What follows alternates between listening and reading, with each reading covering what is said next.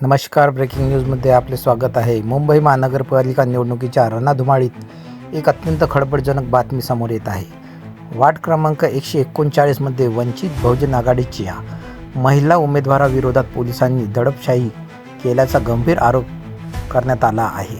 सत्ताधारी भाजप आणि शिंदे गटाच्या दबावाखाली ही कारवाई होत असल्याचा दावा वंचितने केला आहे।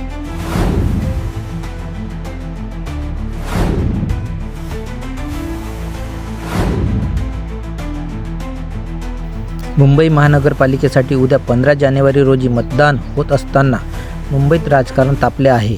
13 जानेवारीच्या रात्री वार्ड क्रमांक 139 मध्ये वंचितच्या कार्यकर्त्यांना पोलिसांनी मारहाण आणि शिवीगाळ केल्याची घटना उघडकीस आली आहे। विशेष म्हणजे पहाटे 4 वाजता जेव्हा महिला कार्यकर्त्या झोपल्या होत्या तेव्हा पोलिसांनी उमेदवार स्नेहल सोहनी यांच्या कार्यालयावर छापा टाकला।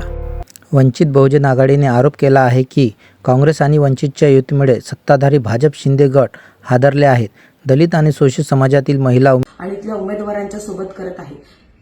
गोवंडी विभागातल्या पोलीस प्रशासनाकडनं वंचित बहुजन आघाडीच्या कार्यकर्त्यांना शिवीगाळ करण्यात आली। मी जाब विचारण्यासाठी गेले असता माझ्यावरती सुद्धा उर्मट पद्धतीची भाषा इथल्या पोलीस प्रशासनाने वापरलेली आहे। या गोष्टीचा सर्वात पहिला मी जाहीर निषेध करते। तुम्हाला या ठिकाणी एक छोटासा व्हिडिओ दाखवते, तुम्ही हा व्हिडिओ आवर्जून बघा।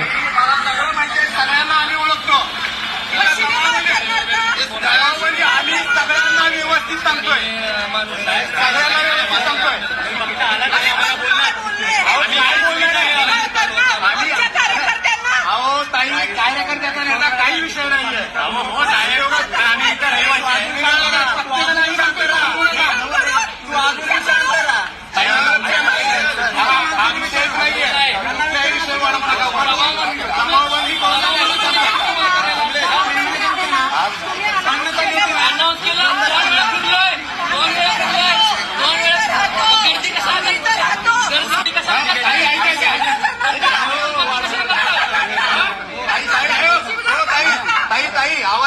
आवाज थोडा खाली ठेवा।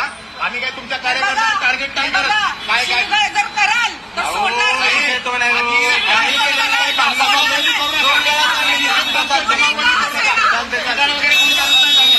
तुमचे ते म्हणताय विचारा प्रत्येकाला तुम्ही अर्धवट माहिती बोलू नका तुम्ही। रस्त्यावर कुठली जमावबंदी करता? आमची कॅब येते, एक जणांसाठी येते, 2 जणांसाठी 4 जणांसाठी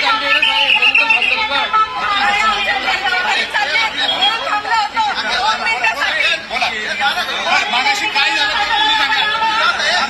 तो महागारी फिरून येऊन बोलतोय आणि सगळ्यांना निघालून बोलतोय।